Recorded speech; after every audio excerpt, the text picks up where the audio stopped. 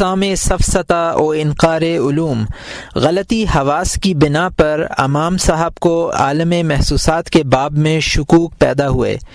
جب میں نے اپنے علموں کو ٹٹولا تو میں بجز محسوسات اور بدیہات کے اور کوئی ایسا علم جس میں یہ صفت ہو اپنے میں نہ پایا۔ غرض کہ جب سب طرف سے مایوسی ہو گئی تو یہی ٹھہرایا کہ بجز اس کے اور کچھ توقع نہیں ہے کہ جو امور بالکل صاف ہیں انہی سے مشکل امور کو اخذ کیا جائے، اور وہ صاف امور وہی محسوسات اور بدیہات ہیں۔ اس لیے ضرور ہے کہ اول یہی مستحکم قرار پائیں تاکہ یہ معلوم ہو کہ آیا محسوسات پر میرا اعتماد ہے اور بدیہات میں غلطی سے محفوظ رہنے کا یقین ہے، وہ اسی قسم کا تو نہیں ہے جو قبل ازیں امور تقلیدی میں تھا، یا جیسا اکثر عوام الناس کو امور عقلی میں ہوا کرتا ہے، یا یہ غلطی سے محفوظ ہونا سچی قسم کا ہے جس میں کوئی دھوکہ اور شک و شبہ نہیں۔ پس میں محسوسات اور بدیہات میں سعی بلیغ کے ساتھ غور کرتا اور اس بات کو سوچا کرتا تھا کہ دیکھوں میرے دل میں ان امور کی نسبت بھی شک پیدا ہو سکتا ہے۔ آخر سوچتے سوچتے کہ شکوک نے اس قدر طول کھینچا کہ میرے دل کو اس بات کا بھی یقین نہ رہا کہ محسوسات میں بھی غلطی سے بچ سکتے ہیں۔ میرا یہ شک در باب محسوسات بڑھتا جا رہا تھا اور کہتا تھا کہ محسوسات پر کس طرح اعتماد ہو سکتا ہے۔ دیکھو، سب سے قوی قوت بینائی ہے، مگر اس کا بھی یہ حال ہے کہ وہ سائے کی طرف دیکھتی ہے تو اسے معلوم ہوتا ہے کہ وہ ٹھہرا ہوا ہے، ہلتا نہیں، اور نفی حرکت کا حکم دیتی ہے، لیکن ایک ساعت کے بعد اس کو تجربہ اور مشاہدے سے معلوم ہوتا ہے کہ سایہ متحرک ہے، گویا حرکت یک لخت دو دفتن نہیں بلکہ بتدریج و رفتہ رفتہ ہوتی ہے، یہاں تک کہ کسی وقت بھی اس کو حالت سکون نہیں۔ پھر ستاروں کو دیکھو، وہ دیکھنے میں نہایت چھوٹے چھوٹے اشرفی کے برابر نظر آتے ہیں، لیکن دلائل ہندسیہ سے ثابت ہوا ہے کہ ہر ایک ستارہ مقدار میں اس زمین سے بھی بڑا ہے۔ غرض کہ اس قسم کے اور بہت سی مثالیں محسوسات کی ہیں جن میں سے حواس اپنے احساس کے صحیح ہونے کا حکم دیتے ہیں، مگر عقل اس حکم کی تکذیب کرتی ہے اور حواس پر خیانت تکذیب کا ایسا الزام لگاتی ہے جس کا کوئی جواب بن نہیں پڑتا۔ امام صاحب کو عقلیات و نظریات کے باب میں شکوک پیدا ہوئے۔ بس یہ حال دیکھ کر میں سمجھا کہ محسوسات سے تو اعتماد گیا، اور شاید اگر اعتماد ہو سکتا ہے تو بجز عقلیات کے جو امور فطری ہیں اور کسی پر نہیں ہو سکتا۔ مثلا یہ کہنا کہ 10 3 سے زیادہ ہے، یا یہ کہنا کہ نفی اور اثبات ایک شے میں جمع نہیں ہو سکتے، اور ایک ہی شے حادث و قدیم یا موجود و معدوم یا واجب و محال نہیں ہو سکتی۔ مگر محسوسات نے کہا، تجھ کو کس طرح تسلی ہے کہ امور عقلی پر تیرا اعتماد کرنا ویسا ہی نہیں ہے جیسا تیرا اعتماد محسوسات پر تھا۔ تجھ کو ہم پر وثوق کامل تھا، مگر حاکم عقل آیا اور اس نے ہماری تکذیب کی، لیکن اگر حاکم عقل نہ ہوتا تو ہماری تصدیق پر بدستور قائم رہتا۔ کیا تعجب ہے کہ علاوہ ادراک عقل کے ایک اور ایسا حاکم ہو کہ جب وہ تشریف لائیں تو عقل نے جو حکم کیے ہیں اس میں وہ جھوٹی ہو جائے، جیسا کہ حاکم عقل کے آنے سے حس اپنے حکم میں جھوٹی ہو گئی تھی، اور ایسے ادراک کا اس وقت معلوم نہ ہونا اس امر کی دلیل نہیں ہو سکتا کہ ایسا ادراک حاصل ہونا محال ہے۔ پس میں اس بات کے جواب میں کچھ عرصے دم بخود رہا، اور حالت خواب کی وجہ سے ان کا اشکال اور بھی زیادہ ہو گیا۔ خواب کی بنا پر کسی اور ادراک فوق العقل کا امکان۔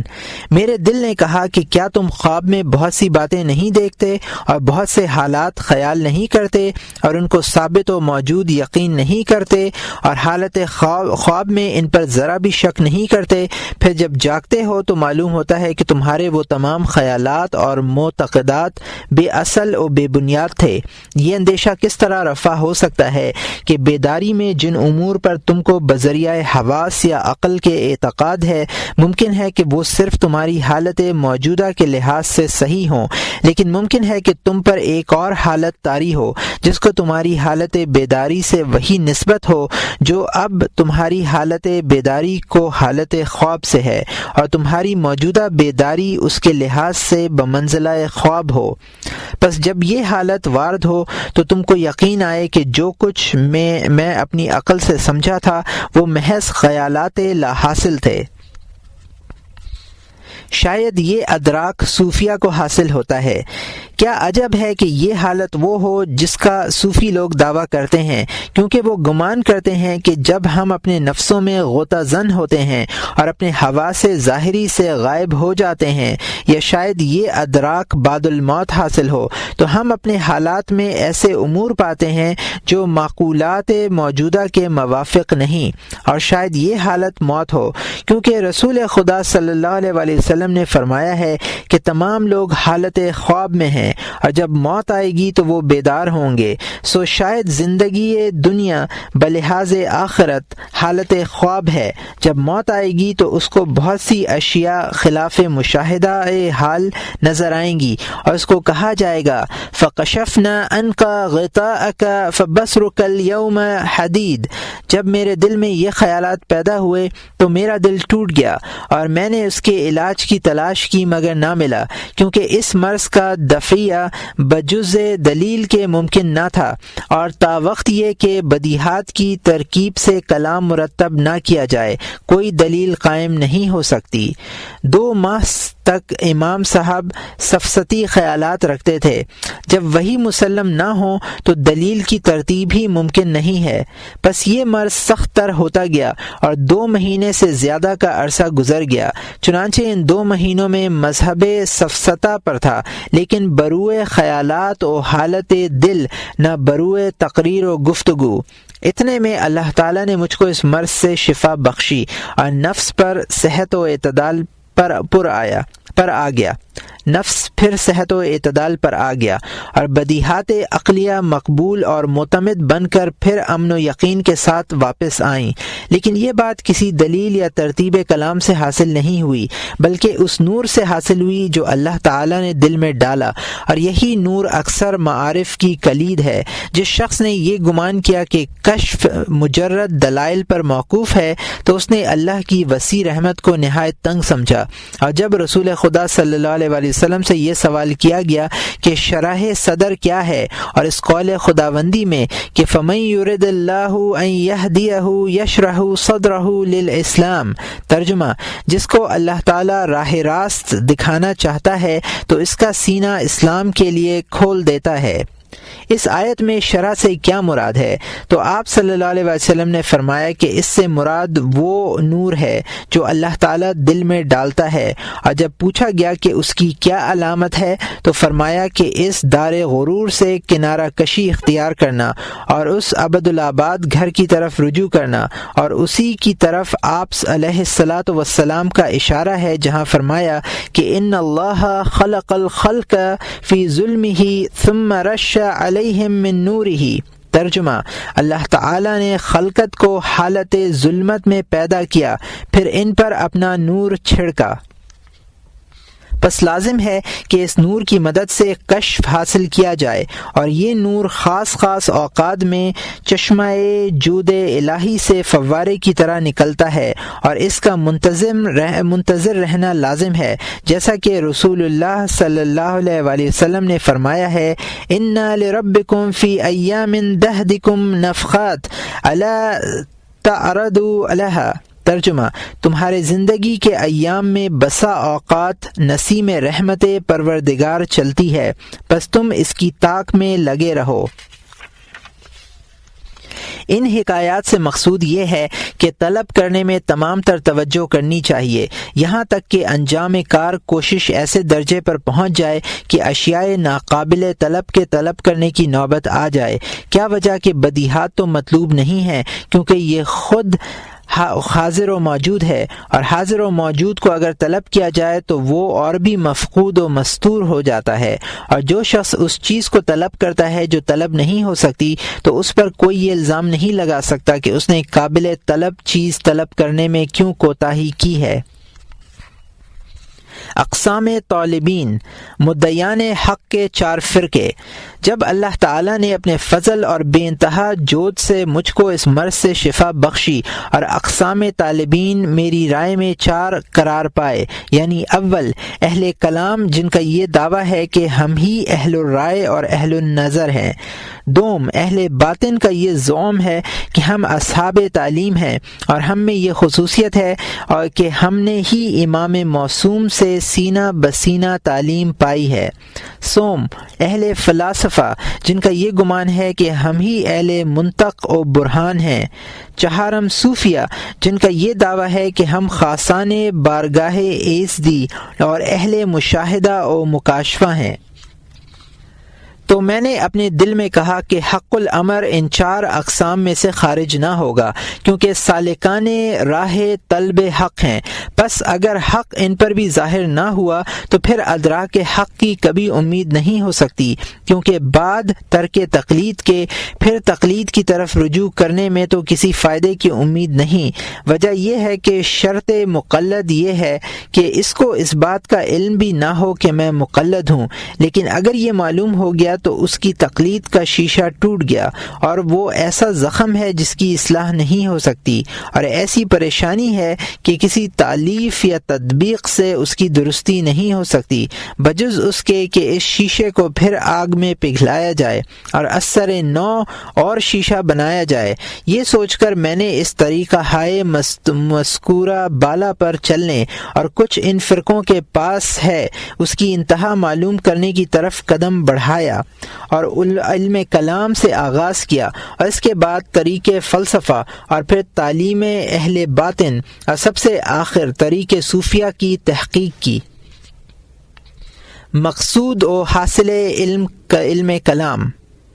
تدوین علم کلام، میں نے علم کلام سے آغاز کیا اور اس کو حاصل کیا اور خوب سمجھا اور محققین علم کلام کی کتابوں کا مطالعہ کیا، اور جو کچھ میرا ارادہ تھا میں نے اس علم میں کتابیں تصنیف کیں۔ میں نے دیکھا کہ یہ ایک ایسا علم ہے کہ اس سے اس علم کا مقصود اصلی تو حاصل ہوتا ہے، لیکن یہ میرے مقصود کے لیے کافی نہیں۔ اس علم سے مقصود یہ ہے کہ عقیدہ اہل سنت و جماعت کی حفاظت کی جائے اور اہل بدعت کی تشویش سے ان کو بچایا جائے۔ اللہ تعالیٰ نے اپنے رسول صلی اللہ علیہ وآلہ وسلم کی زبان مبارک سے عقیدہ حق نازل کیا، جس میں اس کے بندوں کی صلاح دینی اور دنیاوی ہر دو ہیں، جیسے قرآن مجید میں اور احادیث میں مفصل موجود ہے، لیکن شیطان نے اہل بدعت کے دلوں میں وسوسے ڈال کر ایسے امور پیدا کیے جو مخالف سنت ہیں۔ پس اہل بدعت نے اس باب میں زبان درازی کی، اور قریب تھا کہ اہل حق کے عقیدے میں تشویش پیدا ہو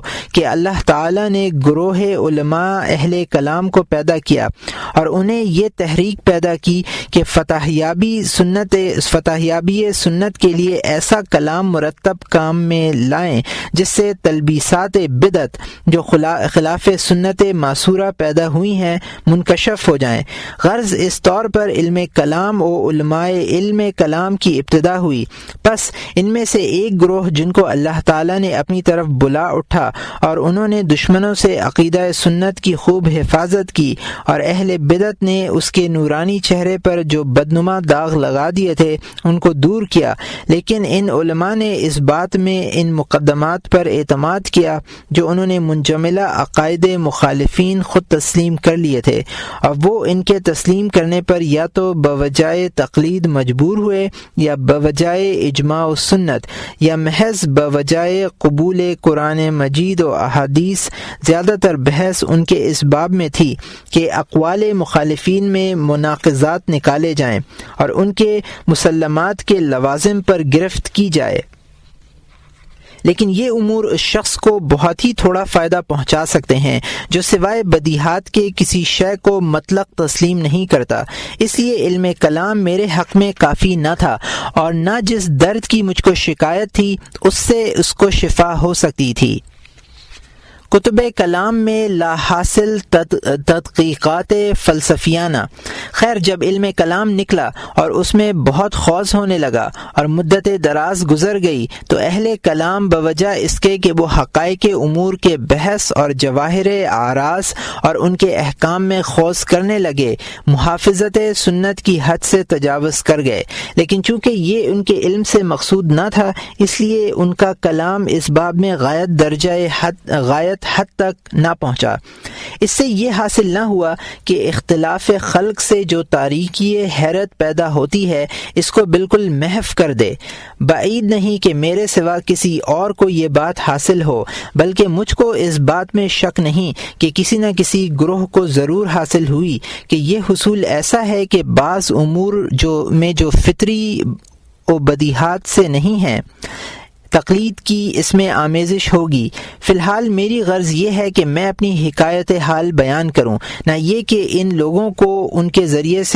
کے ذریعے سے شفا ہوئی ہے ان کی مذمت کروں، کیونکہ دوائے شفا بلحاظ مختلف امراض کے مختلف ہوتی ہے۔ بہت سی دوائیں ایسی ہوتی ہیں کہ ان سے ایک مریض کو نفع پہنچتا ہے اور دوسرے کو ضرر۔ حاصل علم فلسفہ، اس میں یہ بیان کیا جائے گا کہ کون سا علم فلسفہ مذموم ہے اور کون سا مذموم نہیں ہے، اور علم فلسفہ کے کس قول سے کفر لازم آتا ہے اور کس قول سے کفر لازم نہیں آتا، یا ان میں سے کون سا امر بدعت ہے اور کون سا امر بدعت نہیں، اور نیز وہ امور بیان کیے جائیں گے جو اہل فلسفہ نے کلام اہل حق سے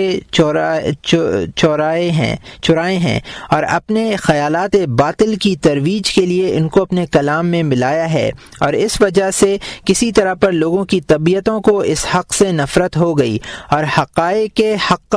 خالص کو ان کے فاسد اور غیر خالص اقوال سے کس طرح علیحدہ کیا جائے۔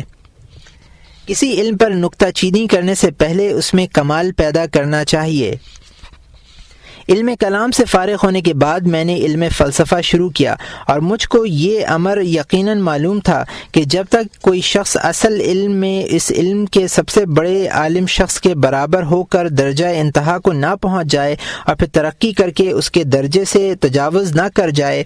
اس علم کی دشواریوں اور آفات سے اس قدر اطلاع حاصل نہ کر لے کہ ان سے وہ عالم بھی واقف نہ ہو، تب تک علم فلسفہ کی کسی قسم فساد سے واقف نہیں ہو سکتا،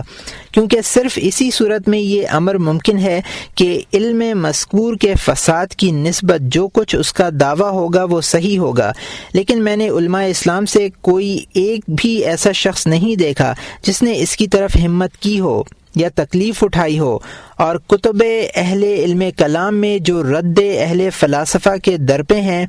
بجز چند کلمات مبہم و بے ترتیب کے جن کا تناقض اور فساد ظاہر ہے اور جن کی نسبت ایک عامی جاہل آدمی بھی دھوکہ نہیں کھا سکتا، چہ جائے گا کہ وہ اشخاص جو دقائق علوم کے جاننے کا دعویٰ رکھتے ہوں اور کچھ درج نہیں۔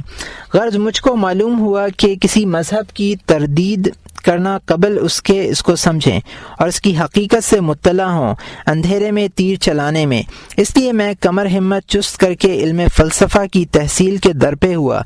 امام صاحب تحصیل علم فلسفہ میں مصروف ہوئے اور صرف اپنے مطالعے سے بغیر مدد استاد کے کتب فلسفہ کو دیکھنا شروع کیا،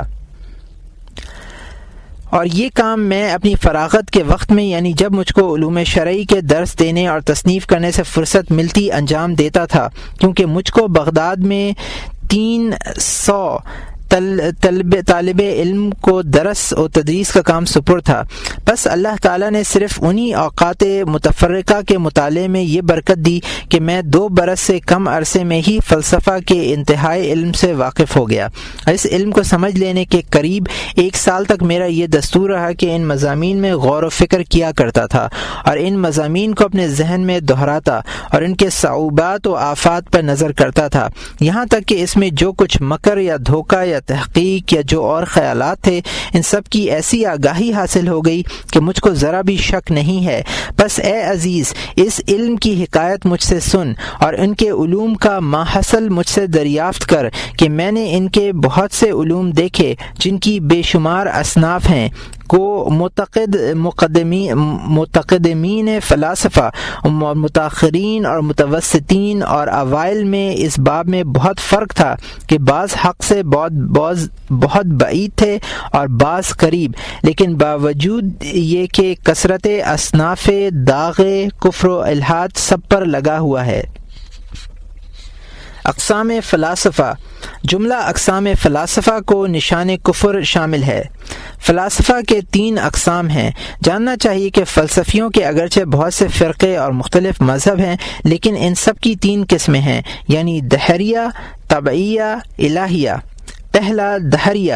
قسم اول دہریہ، یہ گروہ متقدمین فلاسفہ سے ہے۔ ان کا یہ قول ہے کہ اس جہاں کا کوئی صانع، مدبر عالم و قادر نہیں ہے، اور یہ عالم ہمیشہ سے اپنے آپ بے صانع موجود چلا آتا ہے، اور ہمیشہ حیوان نطفے سے اور نطفہ حیوان سے پیدا ہوتا ہے، اور اس طرح ہمیشہ ہوتا رہا ہے، اسی طرح ہمیشہ ہوتا رہے گا۔ یہ لوگ زندیق ہیں۔ نمبر 2، طبعیہ قسم دوم طبعیہ، ان لوگوں نے عالم طبعیات اور عجائبات حیوانات و نباتات پر زیادہ تر بحث کی ہے، اور علم تشریح اعضائے حیوانات میں زیادہ خوض کیا ہے، اور ان میں عجائب صنع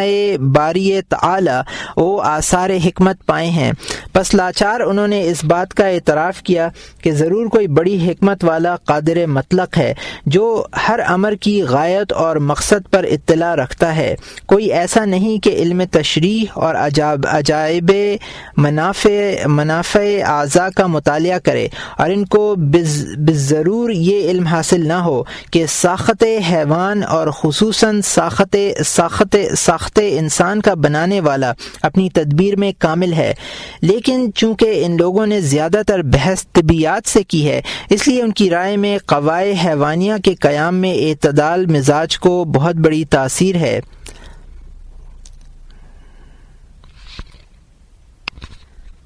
بدی وجہ ان لوگوں کا یہ خیال ہے کہ انسان کی قوت عاقلہ بھی تابع مزاج انسانی ہے، اور مزاج کے باطل ہو جانے سے وہ بھی باطل ہو کر معدوم ہو جاتی ہے، اور جب وہ معدوم ہو گئی تو پھر بموجب ان کے زعم کے اعادہ معدوم کسی طرح متصور نہیں۔ پس وہ اس امر کی طرف گئے ہیں کہ روح مر جاتی ہے اور پھر عود نہیں کرتی، اس لیے انہوں نے آخرت کا اور بہشت و دوزخ کا اور قیامت و حساب کا انکار کیا۔ غرض ان کے نزدیک نہ کسی اطاعت کا ثواب ہے نہ کسی گناہ کا عذاب، پس وہ بے لگام ہو گئے ہیں اور بہائم کی طرح شہوات میں منہمک ہیں۔ یہ لوگ بھی زندیق ہیں، کیونکہ ایمان کی بنیاد یہ ہے کہ اللہ اور یوم آخرت پر یقین کیا جائے، اور یہ لوگ اگرچہ اللہ اور اس کی صفات پر تو ایمان لائے ہیں مگر یوم آخرت سے منکر ہیں۔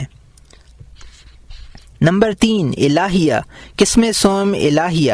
یہ لوگ متاخرین اہل فلسفہ ہیں، اور انہی میں سے سقراط ہے جو استاد تھا افلاطون کا، جو استاد تھا ارسطاطیس کا۔ ارسطاطیس وہ شخص ہے جس نے ان کے لیے علم منطق مرتب کیا اور دیگر علوم کو ترتیب دیا، اور جن علوم کا پہلے خمیر نہ ہوا تھا ان کے لیے ان علوم کا خمیر کر دیا، اور جو علوم خام تھے ان کو پختہ بنایا، اور جو مبہم تھے ان کو واضح کر دیا۔ ان سب فلسفیوں نے پہلے دونوں فرقے یعنی دہریہ اور طبعیہ کی تردید کی ہے، اور اس قدر ان کی فضیحت کی ہے کہ غیروں کو اس کی ضرورت نہیں رہی۔ ان کی آپس کی لڑائی کے سبب اللہ تعالیٰ نے مومنوں کو ان کے مقابلے سے بچا لیا۔ پھر ارسطاطیس نے افلاطون اور سقراط کی اور ان سب فلاسفہ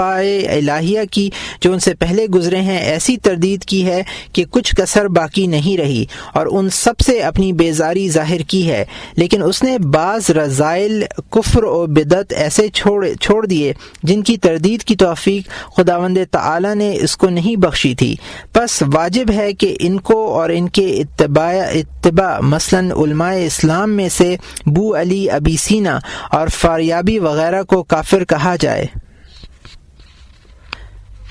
کیونکہ ان دونوں شخصوں کی مانند اور کسی شخص نے فلاسفہ اہل اسلام میں سے فلسفہ ارسطاطیس کو اس قدر کوشش سے نقل نہیں کیا، اور ان شخصوں کے سوا اور اشخاص نے اگر کچھ لکھا بھی ہے تو ان کے دلائل غلط ملت ہیں اور خالی از خبط نہیں، پڑھنے والوں کا دل گھبرا جاتا ہے اور وہ نہیں جان سکتا کہ میں کیا سمجھا اور کیا نہ سمجھا، اور نہ یہ جان سکتا ہے کہ میں کیا سمجھا اور کیا نہ سمجھا، اور نہ یہ جان سکتا ہے کہ کس امر کو قبول کرنا چاہیے اور کس کا رد کرنا چاہیے۔ ہمارے نزدیک فلسفہ ارسطاطیس میں سے جو کچھ حسب نقل ان دو شخصوں کے صحیح ہے اس کی 3 قسمیں ہیں۔ قسم اول وہ جس سے تکفیر واجب ہے، دوم قسم وہ جس سے بدعتی قرار دینا واجب ہے، سوم قسم وہ جس کا انکار ہرگز واجب نہیں۔ اب ہم اس کی تفصیل کرتے ہیں۔ اقسام علوم فلاسفہ۔ علوم فلسفہ کے 6 اقسام ہیں۔ جاننا چاہیے کہ اس غرض کے اعتبار سے جس کے لیے ہم علوم کی تحصیل کرتے ہیں، علوم فلسفہ کی 6 قسمیں ہیں۔ پہلا ریاضی، دوسرا منطق، تیسرا طبیعیات، چوتھا الہیات، پانچواں سیاست یعنی مدن، چھٹا علم اخلاق۔ پہلا ریاضی، یہ علم متعلق ہے حساب و ہندسہ و علم حیت عالم سے، اور ان کے صحیح ہونے یا نہ ہونے سے کوئی امر دینی متعلق نہیں۔ علوم ریاضی سے 2 آفتیں پیدا ہوئیں، بلکہ یہ امور استدلالی ہیں کہ ان علوم کو جاننے اور سمجھنے کے بعد ان سے انکار ہو ہی نہیں سکتا، مگر ان علوم سے 2 آفتیں پیدا ہوئی ہیں۔ اول آفت یعنی یہ خیال کہ اگر اسلام برحق ہوتا تو اس کی حقیقت فلاسفہ ریاضی داں پر مخفی نہ رہتی۔ آفت اول یہ ہے کہ جو شخص ان علوم میں غور کرتا ہے وہ ان علوم کی باریکیوں اور ان کی روشن دلیلوں سے متعجب ہوتا ہے، اور اس سبب سے وہ فلاسفہ کو اچھا سمجھنے لگتا ہے، اور اس کو یہ گمان ہو جاتا ہے کہ فلسفیوں کے اور سب علوم بھی وضاحت اور استحکام دلیل میں اسی طرح ہیں۔ پھر چونکہ یہ شخص پہلے سے سن چکتا ہے کہ یہ لوگ کافر اور معطل تھے اور امور شرعی میں سستی کرتے تھے، اس لیے وہ محض تقلید کا انکار کرنے لگتا ہے اور کہتا ہے کہ اگر دین اسلام سچ ہوتا تو ایسے لوگوں پر جنہوں نے اس علم میں ایسی باریکیاں نکالیں کبھی مخفی نہیں رہتا۔ پس جب وہ ان کے کفر اور انکار کی بابت سن چکتا ہے تو یہ نتیجہ نکالتا ہے کہ حق الامر یہ ہے کہ دین سے اعراض و انکار کیا جائے۔ میں نے بہت سے ایسے اشخاص دیکھے ہیں جو صرف اتنی ہی بات سے راہ حق سے بھٹک گئے اور جن کے پاس سوائے اتنی بات کے اور کوئی سند نہیں تھی۔ جب ایسے شخص کو کہا جاتا ہے کہ جو شخص ایک صفت خاص میں کامل ہو ضروری نہیں کہ وہ ہر ایک صفت میں ویسا ہی کامل ہو، مثلا جو شخص علم فقہ یا کلام میں ماہر ہو ضرور نہیں کہ وہ طبیب حاذق بھی ہو، اور نہ یہ ضروری ہے کہ جو معقول سے ناواقف ہو وہ علم نحو سے بھی ناواقف ہو، بلکہ ہر کار دہر مردے ایسے لوگ اپنے فن کے شہسوار اور ماہر کامل ہوتے ہیں، اور اگرچہ اور چیزوں میں محض احمق و جاہل ہوں۔ پس اوائل فلاسفہ کا کلام اور باب علوم ریاضی استدلالی ہے اور در باب الہیات محض ظنی۔ اس کی معرفت اسی کو حاصل ہو سکتی ہے جس نے اس کا تجربہ کیا ہو اور اس میں خوض کیا ہو، اور جب ایسا شخص کے ساتھ جس نے تقلید اختیار کی ہو یہ تقریر کی جاتی ہے تو وہ اس کو قبول نہیں کرتا، بلکہ غلبہ ہوا و شوق بطلان اور عقل مند کہلانے کی آرزو اس کو اس بات پر آمادہ کرتی ہے کہ جمیع علوم میں فلسفیوں کی تحسین پر اصرار کرے۔ غرض کہ یہ آفت عظیم ہے اور واجب ہے کہ ہر ایک ایسے شخص کو جو ان علوم میں خوض کرے بوجہ اس آفت کے زجر کی جائے، کیونکہ اگرچہ یہ امور دین سے بالکل تعلق نہیں رکھتے، لیکن چونکہ ان کے دیگر علوم کی بنیاد انہی پر ہے اس لیے ان سے دین کی کو خرابی اور آفت پہنچتی ہے۔ پس جو کوئی اس میں خوض کرتا ہے اس کی نسبت یہ سمجھنا چاہیے کہ وہ دین سے خارج ہو گیا اور اس کے منہ سے لگام تقوی نکل گئی۔ آفت دوم، بعض جاہل خیر خواہان اسلام نے انکار علوم ریاضی کر کے اسلام کو مخالف حکمیہ مشہور کیا۔ آفت دوم، یہ آفت اسلام کے جاہل دوستوں سے پیدا ہوئی ہے جن کا یہ خیال ہے کہ دین کی فتح یابی یہ ہے کہ جو علم فلاسفہ کی طرف منسوب ہو اس سے انکار واجب ہے۔ اسی لیے انہوں نے جملہ علوم فلاسفہ سے انکار کیا ہے، اور ان کی جہالت نے ان کو یہاں تک آمادہ کیا کہ جو کچھ فلسفیوں نے کسوف و خسوف کے باب میں لکھا ہے اس سے بھی انکار کیا، اور یہ سمجھا کہ ان کے یہ اقوال بھی خلاف شرع ہیں۔ جب یہ بات ایسے شخص کے کان میں پڑتی ہے جس کو یہ امور دلیل سے معلوم ہو گئے ہیں تو اس کو اپنی دلیل میں تو کچھ شک پیدا نہیں ہوتا، لیکن اس کو یہ یقین ہو جاتا ہے کہ اسلام اس دلیل قطعی کے انکار اور جہل پر مبنی ہے۔ نتیجہ یہ ہوتا ہے کہ فلسفے کی محبت اور اسلام کی طرف سے بغض روز بروز ترقی پاتا ہے۔ بس جس شخص نے یہ گمان کیا کہ ان علوم کے انکار سے اسلام کی نصرت ہوگی اس نے حقیقت میں دین اسلام پر سخت ظلم کیا۔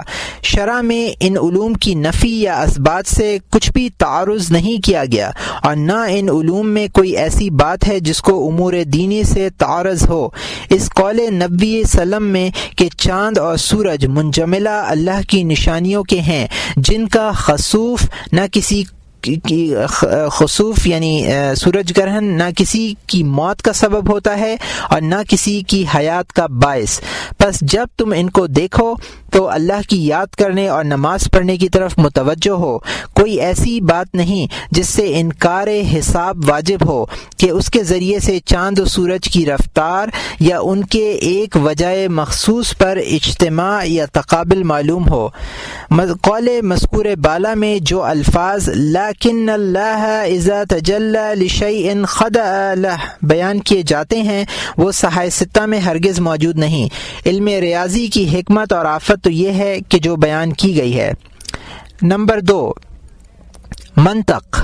منطقیات۔ اس علم کا کوئی مسئلہ بطور نفی یا اثبات دین سے تعلق نہیں رکھتا۔ منطق کیا ہے؟ غور کرنا طریقہ ہائے استدلال و قیاسات پر، اور نیز غور کرنا اس امر پر کہ مقدمات برہان کی کیا کیا شرائط ہیں اور وہ کس طرح مرکب ہوتی ہیں، حد صحیح کی شرط کیا ہے اور ان کی ترتیب کس طرح ہوتی ہے، اور نیز مثلا یہ امور کے علم یا تصور ہے جس کی معرفت حد پر منحصر ہے یا تصدیق جس کی معرفت برہان پر منحصر ہے، اور ان امور میں کوئی ایسی بات نہیں ہے جس کا انکار واجب ہو، بلکہ یہ تو اس قسم کی باتیں ہیں جو خود علماء متکلمین اور اہل نظر نے درباب دلائل بیان کی ہیں، اور اگر کچھ فرق ہے تو صرف عبارات و اصطلاحات کا ہے یا اس بات کا کہ انہوں نے تعریفات میں زیادہ مبالغہ کیا ہے اور بہت تقسیمیں کی ہیں۔ اس باب میں ان کے کلام کی مثال یہ ہے کہ جب یہ ثابت ہو گیا کہ ہر الف با ہے تو اس سے یہ لازم آتا ہے کہ بعض با الف ہیں، یعنی جب یہ صحیح ہے ہر انسان حیوان ہے تو لازم آتا ہے کہ بعض حیوان انسان ہیں، اور اس مطلب کو اہل منطق اپنی اصطلاح میں اس طرح بیان کیا کرتے ہیں کہ موجبہ کلیہ کا عکس ہو۔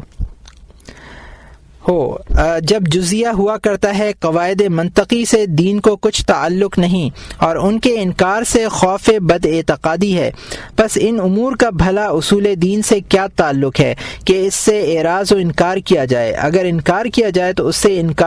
انکار سے بجز اس کے اور کچھ حاصل نہ ہوگا کہ اہل منطق ایسے منکر کی عقل کی نسبت بلکہ اس کے دین کی نسبت بھی جو اس کے زعم میں ایسے انکار پر مبنی ہیں بد اعتقاد ہو جائیں۔ ہاں، اہل منطق اس علم میں ایک تاریکی میں بھی پڑے ہوئے ہیں، اور وہ یہ ہے کہ وہ برہان کے واسطے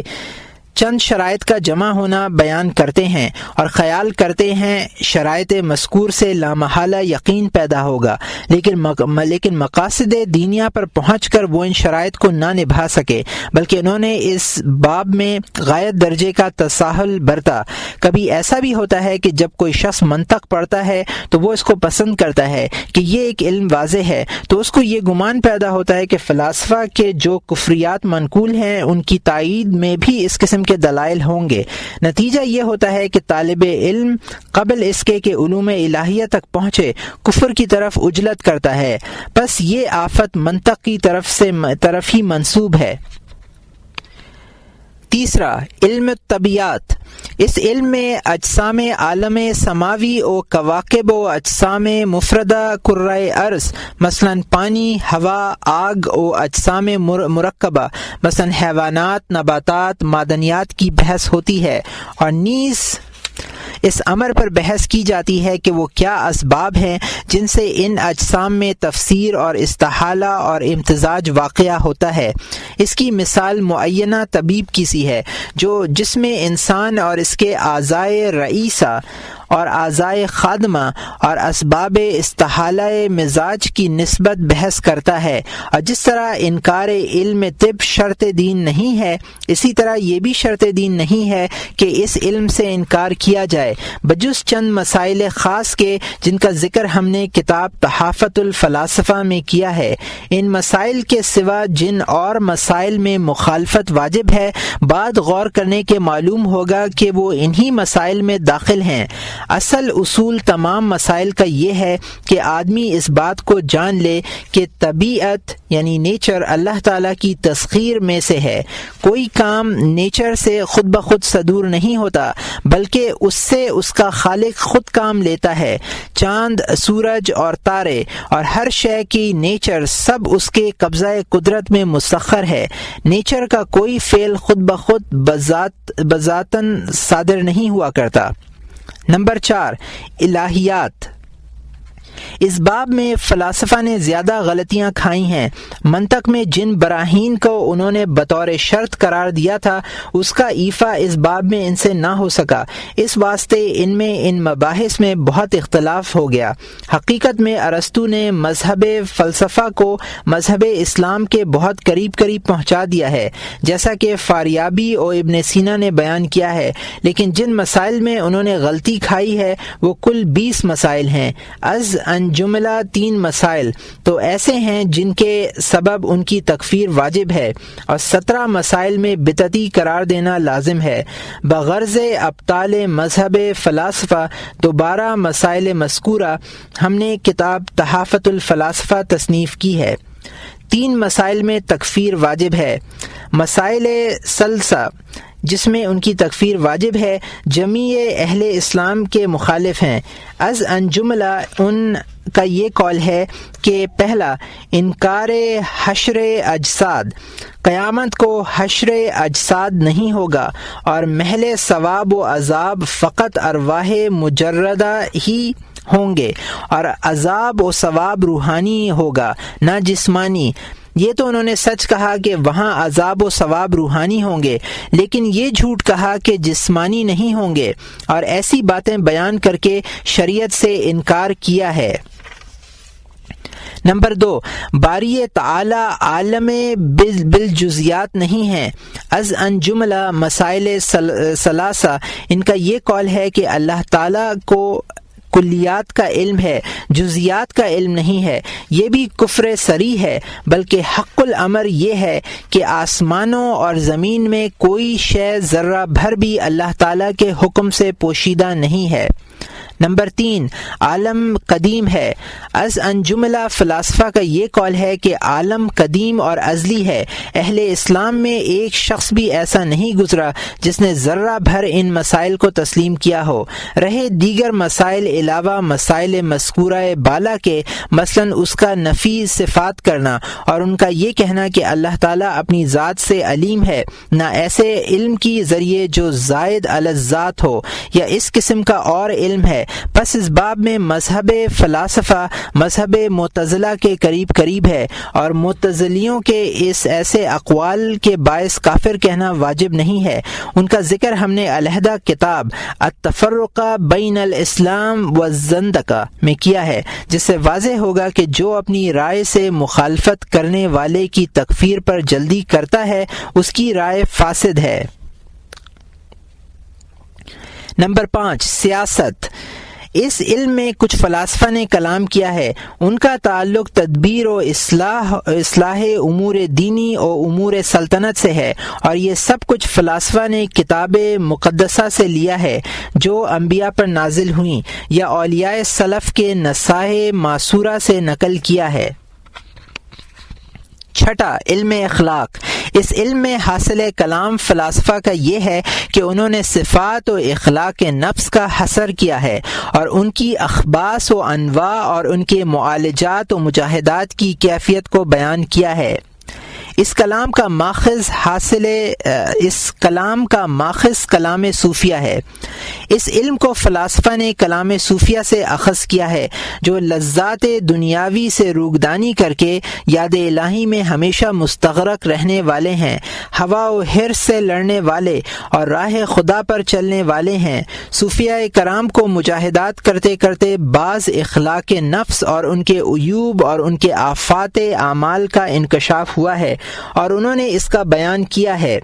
فلاسفہ نے ان امور کو ان سے اخذ کر کے اپنے کلام میں ملا لیا تاکہ اس کے وسیلے اور اس کی بدولت زیب و زینت پا کر ان کے خیالات باطل کی ترویج ہو۔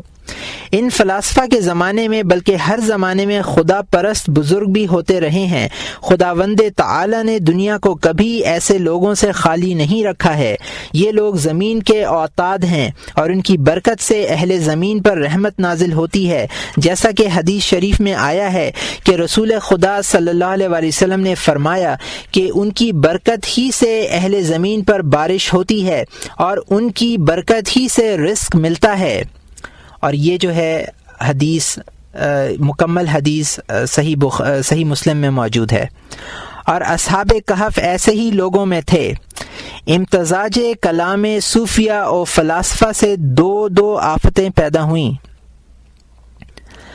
زمانہ سلف میں ان فلاسفہ کا مذہب وہی تھا جن پر قرآن مجید ناطق ہے، لیکن چونکہ انہوں نے کلام نبوت اور کلام صوفیہ کو اپنی کتابوں میں ملا لیا، اس سے دو آفتیں پیدا ہوئیں۔ یعنی ایک آفت تو اس شخص کے حق میں جس نے مسائل فلسفہ کو قبول کیا، اور دوسری اس شخص کے حق میں جس نے مسائل مذکورہ کی تردید کی، جو آفت کی تردید کرنے والوں کے ہر قول حق میں پیدا ہوئی۔ آفت اول پر قول فلاسفہ سے جو بلا امتیاز حق باطل انکار کیا گیا، بلا امتیاز حق باطل انکار کیا گیا، وہ ایک عظیم آفت تھی، کیونکہ ضعیف العقل لوگوں میں سے ایک گروہ نے یہ گمان کیا کہ چونکہ یہ کلام ان کتابوں میں مندرج اور ان کی جھوٹی باتوں میں مخلوط ہے، اس لیے لازم ہے کہ اس سے علیحدگی اختیار کی جائے اور اس کا ذکر تک زبان پہ نہیں آنا چاہیے، بلکہ اس کے ذکر کرنے والے پر عمل منکر کے ارتکاب کا الزام لگایا جائے۔ اس کی وجہ یہ ہوئی کہ ان لوگوں نے پہلے یہ کلام نہ سنا تھا، اور سنا تو سب سے اول انہیں فلاسفہ سے سنا، اس لیے اپنے ذوف عقل سے انہوں نے یہ بھی سمجھا کہ چونکہ اس کلام کا قائل جھوٹا ہے، اس لیے یہ کلام بھی باطل ہے۔ اس کی ایسی مثال ہے کہ ایک شخص کسی نصرانی سے سنتا ہے لا الہ الا اللہ عیسیٰ رسول اللہ، اور اس قول کو برا سمجھتا ہے اور کہتا ہے کہ یہ تو نصرانی کا قول ہے، اس سے اتنا نہیں ہو سکتا کہ ذرا ٹھہرے اور تأمل کرے کہ نصرانی جو کافر ہے تو کیا بوجہ اس قول کے ہے یا بلحاظ اس بات کے کہ وہ نبوت محمد صلی اللہ علیہ وسلم کا انکار کرتا ہے۔ اگر بجز اس انکار کے اس کے کفر کی اور کوئی وجہ نہیں ہے تو یہ ہرگز نہیں چاہیے کہ ان امور میں جو حقیقت میں موجب کفر نصرانی نہیں ہیں، مثلا کسی ایسے امر میں جو فی نفسی ہی حق ہے، گو اس کو وہ نصرانی بھی حق جانتا ہو، اس کی مخالفت کی جائے۔ یہ عادت ضعیف العقل لوگوں کی ہے جو شناخت حق کا مدار لوگوں پر رکھتے ہیں اور یہ نہیں کرتے کہ حق کے ذریعے سے لوگوں کو شناخت کریں، لیکن عاقل آدمی سرتاج عقلہ حضرت علی کرم اللہ وجہہ کی پیروی کرتے ہیں۔ انہوں نے فرمایا کہ شناخت حق بذریعہ شناخت آدمی مت کرو، بلکہ اول شناخت حق حاصل کرو، پھر اہل الحق کی خود ہی شناخت ہو جائے گی۔ پس صاحب عقل معرفت حق حاصل کرتے ہیں، پھر نفس قول پر نظر کرتے ہیں، اگر وہ حق ہو تو خواہ اس کا قائل جھوٹا ہو یا سچا، اس کو قبول کر لیتے ہیں، بلکہ عاقل آدمی بارہا اہل ضلالت کے اقوال میں سے بھی امر حق نکال لینا چاہتا ہے، کیونکہ وہ جانتا ہے کہ ذر خالص خاک میں سے ہی نکلتا ہے۔ اگر صراف کو اپنی بصیرت پر وثوق ہو تو وہ اس بات کا کچھ خوف نہیں کہ وہ کیسائے سکہ غیر خالص میں ہاتھ ڈالے اور کھرے کو کھوٹے اور جھوٹے مال سے تمیز کر کے علیحدہ کر لے۔ کھوٹے سکہ چلانے والے سے معاملہ کرنا ایک گنوار دیہاتی کے حق میں باعث زجر ہو سکتا ہے، لیکن ایک سمجھدار صراف کے حق میں ایسا نہیں ہو سکتا کہ وہ دریا پر جانے سے اس شخص کو منع کرتے ہیں جو شناوری نہ جانتا ہو، نہ تیراک کے کامل ہو، اور سانپ کو ہاتھ لگانے سے بچے کو رکا کرتے ہیں، نہ افسوں گر ماہر کو۔ قسم ہے کہ اکثر خلقت کو اپنی نسبت یہ ظن غالب ہو گیا ہے کہ ہم کو حق و باطل اور ہدایت و ضلالت کی تمیز کرنے میں کمال درجے کی عقل و دانائی اور مہارت ہے، اس لیے جہاں تک ممکن ہو خلقت کو گمراہ لوگوں کی کتابوں کا مطالعہ سے روکنا واجب ہے، کیونکہ اگر وہ اس کی آفت سے جو ہم نے بیان کی کر آئے ہیں بچ بھی گئے، لیکن دوسری آفت سے جس کا ہم ابھی ذکر کرنے والے ہیں نہیں بچ سکتے۔ جس قسم کی طبیعتوں میں علوم مستحکم نہیں ہوئے اور جن کی آنکھیں خدا تعالی نے ایسی نہیں کھولیں کہ ان کے مذاہب کی غایت مقصد سوجے، انہوں نے ہمارے بعض کلمات پر بھی جو ہم نے اپنی تصنیفات میں اسرار علوم دین میں بیان کیے ہیں اعتراضات کیے ہیں، اور یہ سمجھا ہے کہ ہم نے وہ کلمات فلاسفہ متقدمین سے لیے ہیں، حالانکہ ان میں سے بعض خاص اپنے تبعات خیالات ہیں، اور یہ کچھ تعجب کی بات نہیں کہ ایک راہگیر کا قدم دوسرے راہگیر کے نقش پر پڑے، اور ان میں سے بعض کلمات کتب شرعیہ میں پائے جاتے ہیں اور وہ کلمات زیادہ تر کتب تصوف میں موجود ہیں۔ اور اچھا فرض کرو کہ کلمات مذکورہ بجز کتب فلاسفہ کے اور کہیں نہیں پائے جاتے، لیکن جب کلمات فی نفس ہی معقول ہوں اور دلائل منطقی سے ان کی تائید ہوتی ہو اور کتاب و سنت کے مخالف نہ ہوں، تو یہ ہرگز مناسب نہیں کہ ان سے کنارہ کشی اور انکار کیا جائے، کیونکہ اگر ہم یہ طریق اختیار کریں اور جس امر حق کی طرف کسی پیروئے دین باطل کا خیال گیا ہو اس کے ترک کرنے لگیں تو ہم کو امور حق کا بہت سا حصہ چھوڑنا پڑے گا، اور یہ بھی لازم آئے گا کہ جملہ آیات قرآن مجید و احادیث نبوی و حکایات سلف صالحین و اقوال حکماء و علماء و صوفیہ سے بھی کنارہ کیا جائے، کیونکہ مصنف کتاب اخوان الصفا نے ان کو بطور شہادت اپنی کتاب میں درج کیا ہے اور ان کے ذریعے سے احمقوں کے دلوں کو اپنی طرف کھینچا ہے۔ نتیجہ اس کا یہ ہوگا کہ دین باطل کے پیرو حق کو اپنی کتابوں میں درج کر ہم سے چھین لیں گے۔ عقل درجہ عالم کا یہ ہے کہ وہ جاہل گوار کی طرح نہ ہو، بس اس کو شہد سے گو کہ وہ اعلی حجامت میں پرہیز نہیں کرنا چاہیے، اس کو یہ بات بتحقیق معلوم ہونی چاہیے کہ اعلی حجامت سے نفس شہد میں کوئی تغیر واقع نہیں ہو سکتا۔ طبیعت کا اس سے متنفر ہونا جہل عامی پر مبنی ہے،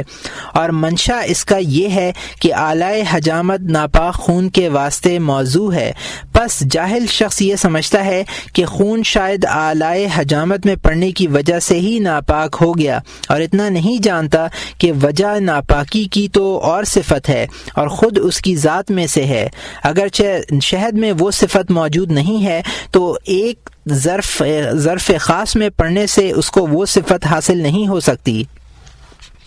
بس ضرور نہیں کہ اس ظرف میں آ جانے سے شہد ناپاک ہو جائے۔ یہ ایک وہم باطل ہے جو اکثر لوگوں کے دلوں پر غالب ہو رہا ہے، اور جب تم کسی کلام کا ذکر کرو اور اس کلام کو ایسے شخص کی طرف منسوب کرو جس کی نسبت وہ حسن عقیدت رکھتے ہیں، تو لوگ فوراً اس کلام کو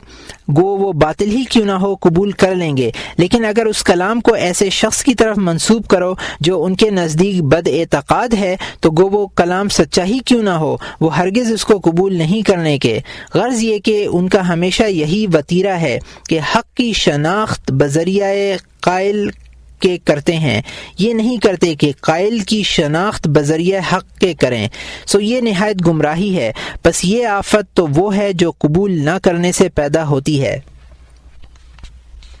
آفت دوم فلاسفہ کے بعض اقوال حق کے ساتھ دھوکے سے اقوال باطل بھی قبول کر لیے جاتے ہیں۔ آفت دوم یعنی قبول کرنے کی آفت۔ جو شخص کتب فلاسفہ مثلا اخوان الصفا وغیرہ کا مطالعہ کرتا ہے اور ان کلمات کو دیکھتا ہے جو انہوں نے انبیاء کے کلام حکمت نظام و اقوال صوفیاء کرام سے لے کر اپنے کلام میں ملائے ہیں تو وہ ان کو اچھے لگتے ہیں اور وہ ان کو قبول کر لیتا ہے اور ان کی نسبت حسن عقیدت رکھنے لگتا ہے۔ نتیجہ یہ ہوتا ہے کہ جو کچھ اس نے دیکھا اور پسند کیا ہے اس کے حسن ظن وہ ان باطل باتوں کو بھی جو اس میں ملی ہوئی ہیں قبول کر لیتا ہے۔ یہ اصل ایک قسم کا فریب ہے جس کے ذریعے سے آہستہ آہستہ باطل کی طرف کھینچا جاتا ہے، اور بوجائے آفت کے کتب فلاسفہ سے زجر واجب ہے کیونکہ ان میں بہت خطرناک باتیں اور دھوکے ہیں، اور جس طرح اس شخص کو جو شناوری نہ جانتا ہو دریا کے کناروں کی پھسلن سے بچانا واجب ہے، اسی طرح خلقت کو ان کتابوں کے مطالعے سے بچانا واجب ہے، اور جس طرح سانپوں کے چھونے سے بچوں کی حفاظت کرنی واجب ہے اسی طرح اس بات کی بھی حفاظت واجب ہے کہ لوگوں کے کانوں میں فلاسفہ کے اقوال جن میں جھوٹ سچ سب ملا ہوا ہے نہ پہنچنے پائیں۔ افسوں گر پر واجب ہے کہ اپنے خرد سالہ بچے کے روبرو سانپ کو ہاتھ نہ لگائے جبکہ اس کو معلوم ہے کہ وہ بچہ بھی اس کی ریس کرے گا اور گمان کر لے گا کہ میں بھی یہ کام کر سکتا ہوں، بلکہ افسوں گر پر واجب ہے کہ بچے کو سانپ سے اس طرح پر ڈرائے کہ اس کے روبرو خود سانپ سے بچتا رہے۔ اسی طرح عالم پر جو اپنے علم میں مضبوط ہے بعینہ یہی کرنا واجب ہے۔ پھر دیکھو کہ افسوں گر کامل سانپ پکڑتا ہے چونکہ وہ زہر و تریاک کو پہچانتا ہے تو وہ تریاک کو تو علیحدہ نکال لیتا ہے اور زہر کو کھول دیتا ہے۔ ایسے افسوں گر کو یہ مناسب نہیں کہ جو شخص حاجت مند تریاک ہو اس پر تریاک کے دینے میں بخل کرے۔ علی ھذا قیاس ایک صراف مبصر جو کھوٹے کھرے کا فرق بخوبی جانتا ہے جب اپنے ہاتھ کیسہ سکہ غیر خالص میں ڈالتا ہے تو زر خالص کو علیحدہ نکال لیتا ہے اور جھوٹے سکے اور ردی مال کو پرے پھینک دیتا ہے۔ یہ مناسب نہیں کہ ایسے شخص کو جو حاجت مند زر خالص ہو اس کے دینے میں بخل کرے۔ بعینہ یہی طریقہ عالم کو اختیار کرنا چاہیے۔ جب حاجت مند تریاک یہ جان کر کہ یہ شے سانپ میں سے نکال لی گئی ہے جو مرکز زہر اس کے لینے سے ہچکچائے، اور مسکین محتاج شخص سونا لینے میں بائیں خیال تعامل کرے کہ جس کیسے میں سے یہ نکلا گیا ہے اس میں تو کھوٹے سکے تھے، تو اس کو آگاہ کرنا اور یہ کہنا واجب ہے کہ تمہاری نفرت محض جہالت ہے، اور اس نفرت کے باعث تم اس فائدے کو جو مطلوب ہے محروم رہو گے۔ اور اس کو یہ بھی ذہن نشین کرا دینا چاہیے کہ ذر خالص اور ذر غیر خالص کے باہم ایک جگہ ہونے سے جس طرح یہ نہیں ہو سکتا کہ غیر خالص خالص بن جائے، اسی طرح خالص غیر خالص نہیں بن سکتا۔ علی ھذا القیاس حق و باطل کے باہم ایک جگہ ہونے سے جس طرح حق کا باطل ہو جانا ناممکن ہے، جس طرح حق کا باطل ہو جانا ہے ممکن نہیں، اسی طرح باطل کا حق ہو جانا بھی ممکن نہیں۔ فلسفہ کی آفتوں اور دشواریوں کا بس ہم اسی قدر ذکر کرنا چاہتے تھے جو اوپر مذکور ہوا۔ مذہب تعلیم اور اس کی آفات۔ امام صاحب مذہب اہل تعلیم کی تحقیق شروع کرتے ہیں۔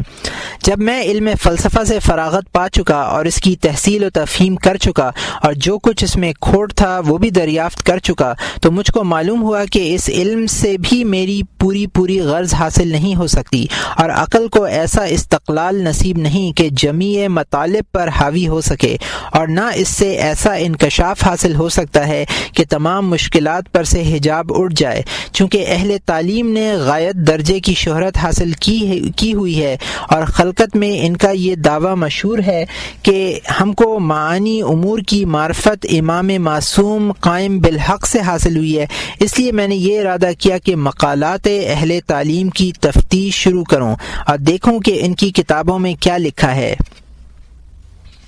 خلیفہ وقت کا حکم امام صاحب کے نام۔ میرا یہ ارادہ ہی ہو رہا تھا کہ خلیفہ وقت کی طرف سے یکایک حکم تاکیدی پہنچا کہ ایک ایسی کتاب تصنیف کروں جس سے مذہب اہل تعلیم کی حقیقت کھل جائے۔ میں اس حکم کی تعمیل سے انکار نہیں کر سکتا تھا، اور یہ حکم میرے اصلی ولی مقصد کے انجام کے لیے ایک اور تحریک خارجی ہو گئی۔ پس میں نے اس کام کو اس طرح پر شروع کیا کہ اہل تعلیم کی کتابوں کو ڈھونڈنے اور ان کے اقوال جمع کرنے لگا۔ میں نے ان لوگوں کے باعث اقوال جدید سنے تھے جو خالص اس زمانے کے لوگوں کے خیالات سے پیدا ہوئے ہیں اور ان کے علماء سلف کے طریقے معہود سے مختلف ہیں۔ پس میں نے ان کے اقوال کو جمع کر کے نہایت عمدگی سے مرتب کیا اور بعد تحقیق کے ان کا پورا جواب تحریر کیا۔ امام صاحب سے بعض اہل حق کا رنجیدہ ہونا کہ تردید مخالفین سے ان کے شبہات کی اشاعت ہوتی ہے، یہاں تک کہ بعض اہل حق مجھ سے نہایت آشفتہ خاطر ہوئے کہ میں نے اہل تعلیم کے دلائل کی تقریر میں بہت مبالغہ کیا، اور مجھ سے کہنے لگے کہ اس قسم کی تقریر کرنا گویا اہل تعلیم کے فائدے کے لیے خود کوشش کرنا ہے، اور اگر تو اس قسم کے شبہات کی خود تحقیق و تربیت نہ کرتا تو ان لوگوں میں تو اس قدر ہمت نہ تھی کہ اپنے مذہب کی تائید میں اس قدر تقریر کر سکتے۔ اہل حق کا اس طرح پر آشفتہ خاطر ہونا ایک وجہ سے سچا تھا، کیونکہ جب حارث محاسبی نے مذہب معتزلہ کی تردید میں ایک کتاب تصنیف کی تھی تو امام احمد بن حنبل نے بھی اس بات پر ان پر آشفتہ خاطر ہو گئے تھے، اور اس پر حارث محاسبی نے جواب دیا تھا کہ بدعت کی تردید کرنا فرض ہے۔ احمد نے کہا ہاں یہ سچ ہے، پر اول تو نے بدعتیوں کے شبہات بیان کیے اور پھر ان کا جواب دیا ہے، لیکن یہ اندیشہ کس طرح رفع ہو سکتا ہے کہ شاید اس شبے کو کوئی ایسا شخص مطالعہ کرے جو شبے کو بخوبی سمجھ لے، لیکن وہ جواب کی طرف متوجہ نہ ہو، یا جواب کی طرف متوجہ ہو لیکن وہ اس کو سمجھ نہ سکے۔ شبہ مذکورہ بالا کا جواب: احمد نے جو کچھ کہا وہ سچ ہے، لیکن یہ بات اس قسم کے شبے کی بابت صحیح ہو سکتی ہے جو مشہور اور شائع نہ ہوا ہو، لیکن جب کوئی شبہ شائع ہو جائے تو اس کا جواب دینا واجب ہے، اور جواب بغیر اس کے ممکن نہیں کہ اول شبہ کی تقریر کی جائے۔ ہاں البتہ یہ ضرور ہے کہ زبردستی کوئی شبہ پیدا نہ کیا جائے، چنانچہ میں نے شبہ بذریعہ تکلف پیدا نہیں کیا، بلکہ یہ شبہات میں نے اس شخص سے منجملہ اپنے احباب کے سنے تھے جو اہل تعلیم میں شامل ہو گیا تھا اور اس نے ان کا مذہب اختیار کر لیا تھا،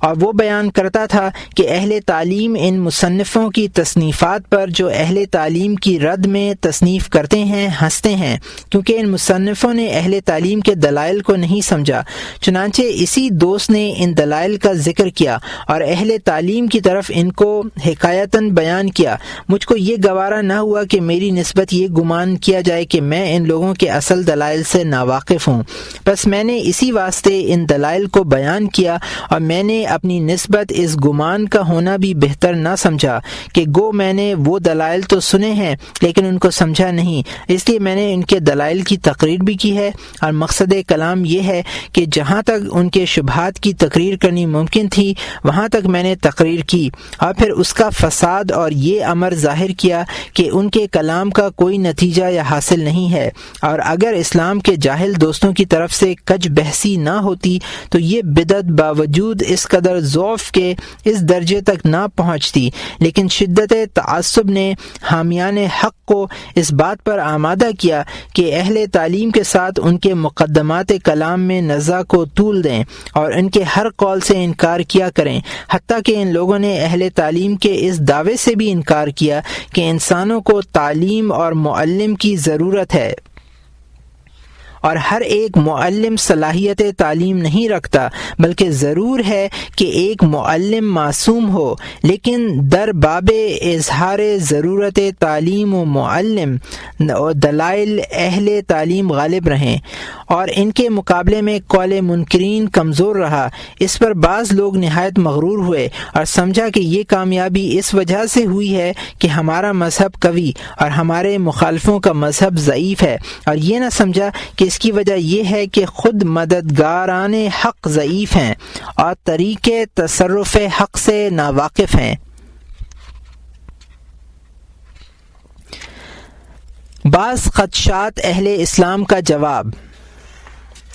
ایسی حالت میں اس بات کا اقرار کرنا بہتر ہے کہ معلم کی ضرورت ہے، اور اس کا بھی کہ بے شک وہ معلم معصوم ہے، اور معلم معصوم محمد صلی اللہ علیہ وسلم ہیں۔ اب اگر وہ یہ کہیں کہ ان کا تو انتقال ہو چکا ہے تو ہم کہیں گے کہ تمہارا معلم غائب ہے۔ پھر اگر وہ یہ کہیں گے کہ ہمارے معلم نے دعوت حق کرنے والوں کو تعلیم دے کر مختلف شہروں میں منتشر کیا ہے، اور وہ اس بات کا منتظر ہے کہ لوگوں میں اگر کوئی اختلاف واقع ہو یا ان کو کوئی مشکل پیش آئے تو وہ اس کی طرف رجوع کریں، تو اس کا جواب میں ہم یہ کہیں گے کہ ہمارے معلم نے بھی دعوت حق کرنے والوں کو علم سکھایا ہے اور ان کو مختلف شہروں میں منتشر کیا ہے اور تعلیم کو کامل درجے پہ پہنچا دیا ہے، جیسا کہ حق تعالی نے فرمایا ہے الیوم اکملت لکم دینکم،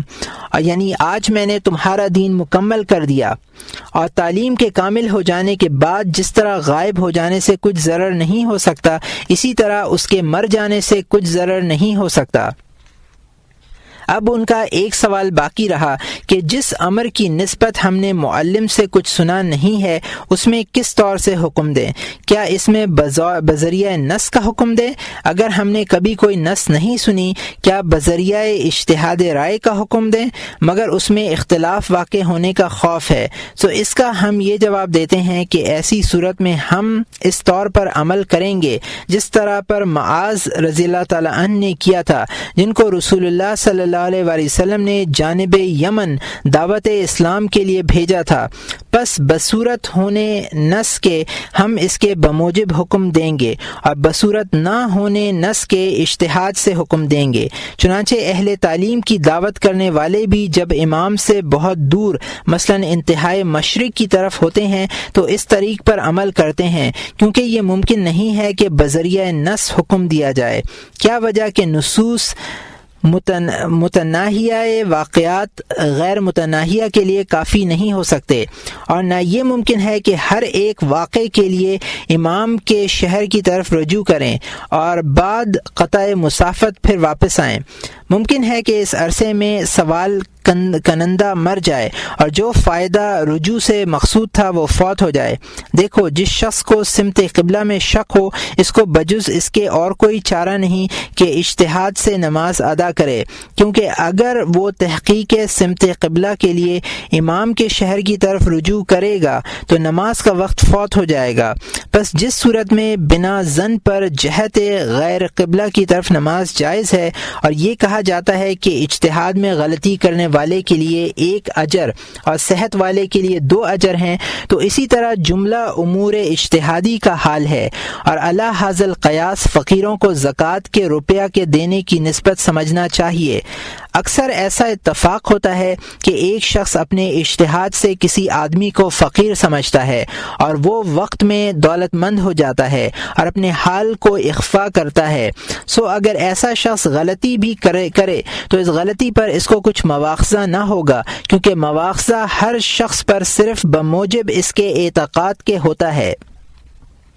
اب اگر یہ اعتراض کیا جائے کہ ہر ایک شخص کے مخالف کا اعتقاد بھی اسی درجے کا ہے جس درجے کا اس کا اپنا اعتقاد ہے، تو ہم یہ جواب دیں گے کہ ہر شخص کو خود اپنے اعتقاد کی پیروی کرنے کا حکم دیا گیا ہے، جس طرح کہ سمت قبلہ میں اجتہاد کرنے والا اپنے اعتقاد کی پیروی کرتا ہے، گو کوئی اور شخص اس کی مخالفت کرے۔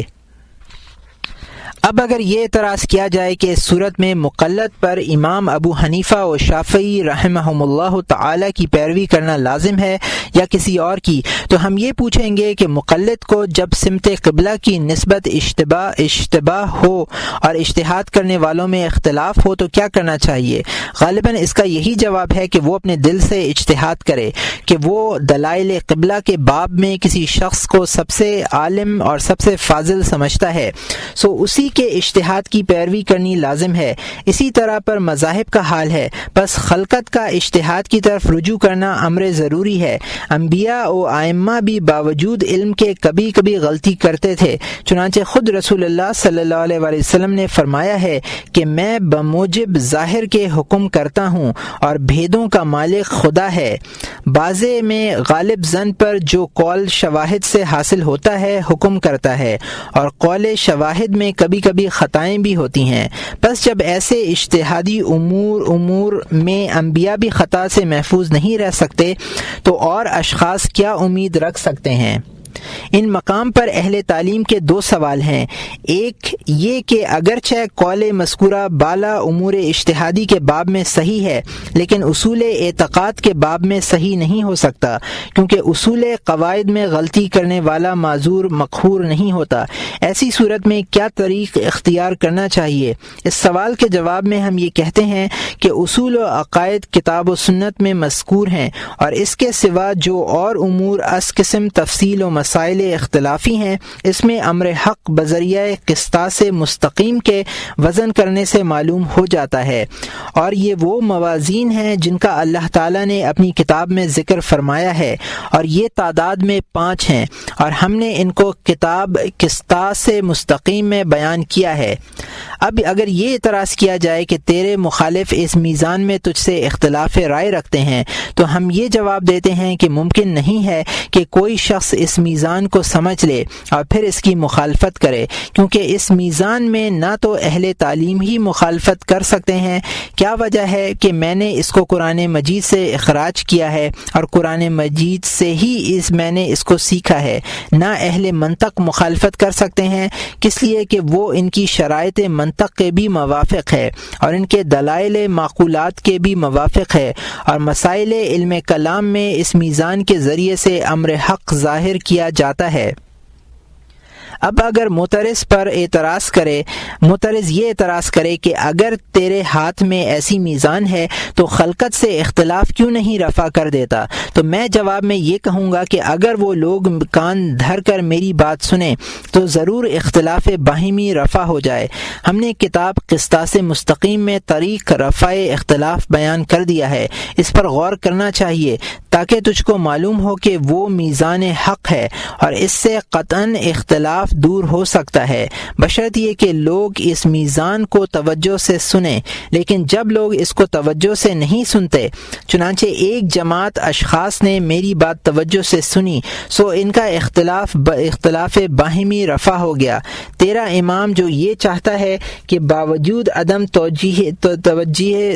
توجیہ خلق ان کے اختلاف کو دور کر دے، کیا وجہ ہے کہ اب تک اس نے اس اختلاف کو رفع نہیں کیا؟ اور کیا وجہ ہے کہ حضرت علی کرم اللہ وجہہ نے بھی جو پیشوائے ائمہ ہیں اس اختلاف کو رفع نہیں کیا؟ کیا تمہارا یہ دعویٰ ہے کہ وہ لوگوں کو زبردستی اپنی بات کے سننے پر متوجہ کر سکتے ہیں؟ اگر یہ ہے تو کیا وجہ ہے کہ اب تک اس کو مجبور نہیں کیا، اور کس دن کے لیے یہ رکھا ہے؟ اور ان کی دعوت کرنے سے بجز کثرت اختلاف و کثرت مخالفین اور کیا حاصل ہوا؟ ہاں، صورت اختلاف میں تو صرف ایسے ضرر کا اندیشہ تھا جس کا انجام یہ نہیں ہوتا کہ انسان قتل ہوں اور شہر برباد ہوں اور بچے یتیم ہوں اور راستے لوٹے جائیں اور مال کی چوری کی جائے، لیکن دنیا میں تمہارے رفع اختلاف کی برکت سے ایسے حادثے واقع ہوئے ہیں جو پہلے کبھی نہیں سنے گئے تھے۔